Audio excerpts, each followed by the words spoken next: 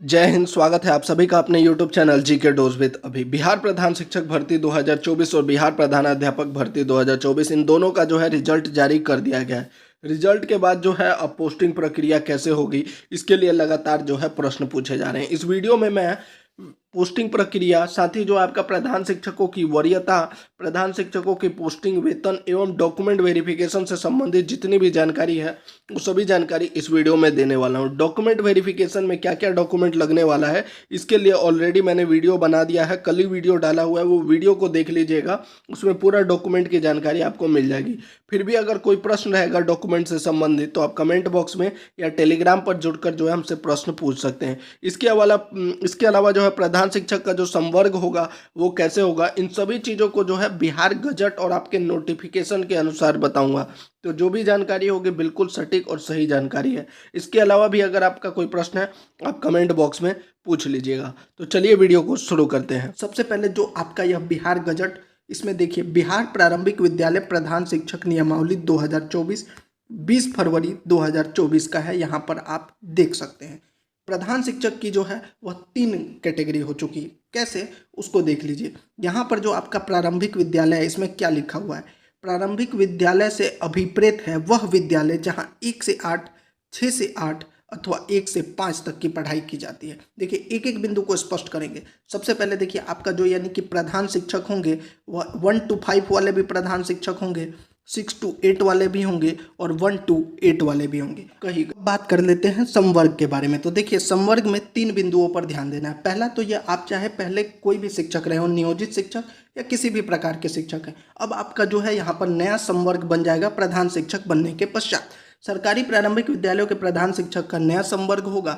और दूसरा जो बिंदु है वेतनमान, वेतनमान जो होगा आपको पता है कि प्रधान शिक्षक का जो है वह 30,500 रुपये जो है स्टार्टिंग होगा। हालांकि बहुत से शिक्षकों का मानना है, हमारा भी यही मानना है कि 30,500 कहीं ना कहीं कम है, न्यूनतम जो है वह 35,000 होना चाहिए। और इसके ऊपर सरकार भी विचार कर रही है, क्योंकि आपने अन्य राज्यों में देखा होगा जो प्राइमरी के शिक्षक हैं उनका न्यूनतम वेतनमान जो मूल वेतन होता है वह 35,400 होता है। तो कहीं ना कहीं प्रधान शिक्षक का भी न्यूनतम जो है 35,000 होना चाहिए। लेकिन अभी जो है आपका नियमावली के आधार पर हम जानकारी दे रहे हैं कि 30,500 जो है आपका जो है नया संवर्ग बनेगा उसमें वेतनमान होगा। दूसरा जो इसमें मैं जानकारी और देना चाहता हूँ वह आपका जो अनुभव को लेकर है। यहाँ पर देखिए क्लियरली लिखा हुआ है कि कोई भी शिक्षक आयोग द्वारा आयोजित परीक्षा में भाग ले सकता है बशर्ते उसके पास सरकारी प्रारंभिक विद्यालय, ध्यान रखिएगा प्राइवेट नहीं, सरकारी प्रारंभिक विद्यालयों में न्यूनतम 8 वर्ष का अनुभव हो और वह भर्ती वर्ष की 1 अगस्त को जो है 58 वर्ष या उससे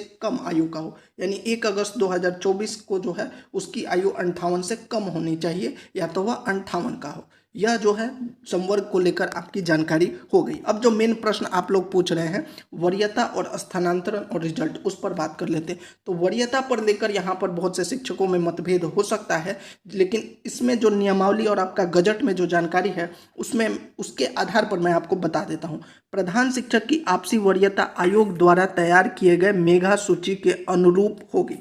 प्रारंभिक विद्यालय के प्रधान शिक्षक की एक समेकित वरीयता सूची होगी और यह वरीयता सूची जिला स्तर पर संधारित किया जाएगा।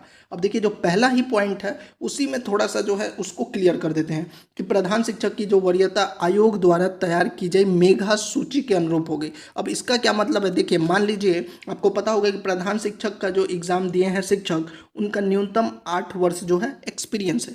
अब मान लीजिए 2 शिक्षक हैं, एक का एक्सपीरियंस जो है 12 वर्ष है, एक का एक्सपीरियंस जो है 8 वर्ष है। अब इनका मेघा सूची में जो है जिनका 8 वर्ष है इनका मेघा सूची में या ऊपर रहते हैं, मान लीजिए इनका रैंक जो रहता है वह 70 के आसपास रहता है।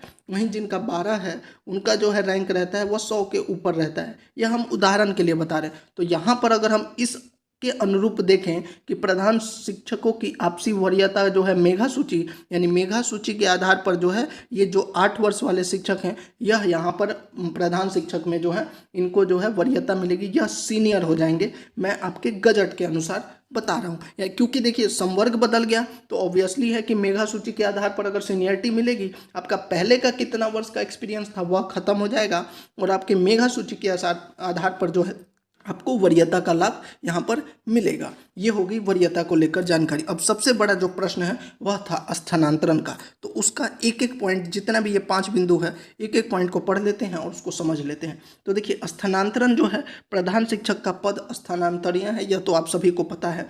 प्रधान शिक्षक को सामान्य रूप से जिला शिक्षा पदाधिकारी द्वारा शिक्षा का अधिकार अधिनियम की प्रतिबद्धताओं अथवा जनहित में जिला के अंतर्गत स्थानांतरित किया जाएगा, यानी जिला शिक्षा पदाधिकारी के हाथ में। लेकिन यहाँ पर एक चीज़ और है, इसका मतलब यह नहीं है कि आपकी जैसे कुछ शिक्षकों की जो है कुछ ज़रूरत होती है, उसके आधार पर जो है वह ट्रांसफ़र चाहते हैं, तो उसका भी यहाँ पर प्रावधान है। वह मैं आपको यहाँ पे एक बार जूम करके दिखा देता हूँ। चौथा पॉइंट जो है उसको मैं एक बार दिखा देता हूँ।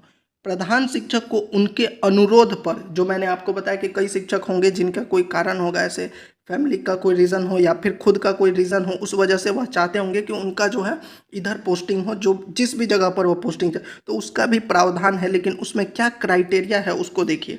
प्रधान शिक्षकों को उनके अनुरोध पर निदेशक प्राथमिक शिक्षा द्वारा जिले के भीतर अथवा बाहर, या तो जिले के अंदर आप जिस जिला में चाहते हैं उसमें, या फिर किसी और जिले में भी स्थानांतरित करना होगा तो किया जा सकेगा। परंतु एक प्रधान शिक्षक अपने सेवा काल में केवल 2 बार इस प्रकार के विकल्प का उपयोग कर सकेंगे।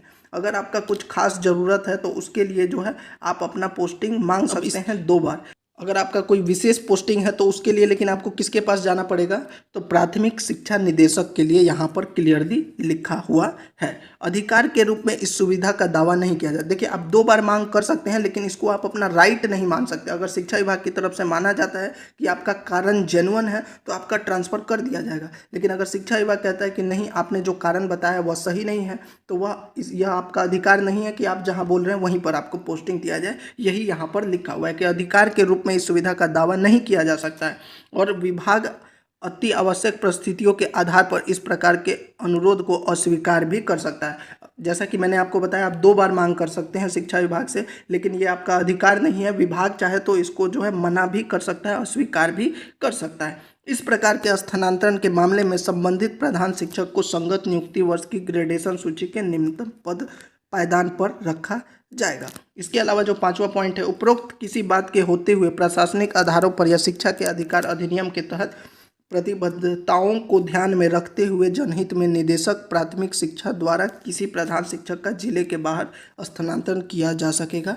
ऐसे मामले में संबंधित प्रधान शिक्षक की वरीयता नियम 6 के अनुसार, यानी जो मैंने अभी ऊपर मेगा सूची बताया था, उसके आधार पर निर्धारित की जाएगी। अब देखिए, जो स्थानांतरण का पूरा मामला है वह यही है कि यह जो है शिक्षा विभाग अपने आधार पर करेगा। लेकिन अगर आपकी खास ज़रूरत होगी तो आप शिक्षा विभाग से जो है अनुरोध कर सकते हैं। शिक्षा विभाग अगर चाहता है तो आपको जो है पूरे सेवा काल में 2 बार ऐसा लाभ दे सकता है, आपको ट्रांसफ़र का लाभ दे सकता है, लेकिन यह आपका अधिकार नहीं है, आप सिर्फ रिक्वेस्ट कर सकते हैं, ऐसा इसमें प्रावधान। जो सबसे इम्पोर्टेंट है वेतन से संबंधित, तो देखिए, वेतन जो है आपका बिहार प्रधान शिक्षक का वेतन हो या फिर प्रधान शिक्षक बनने का जो है क्या क्या लाभ आपको मिलने वाला है, इसके लिए जो है मैंने अगला वीडियो बना दिया, क्योंकि यह वीडियो काफ़ी लंबा हो रहा है। तो अभी कुछ देर बाद जो है वो वीडियो डाल दूंगा, उसमें जो प्रधान शिक्षकों का इन हैंड सैलरी कितना होगा, आपका मूल वेतन में कितना इजाफा होगा, प्रधान शिक्षक को क्या क्या लाभ मिलता है, ये सभी जानकारी जो है उस वीडियो में मिल जाएगा।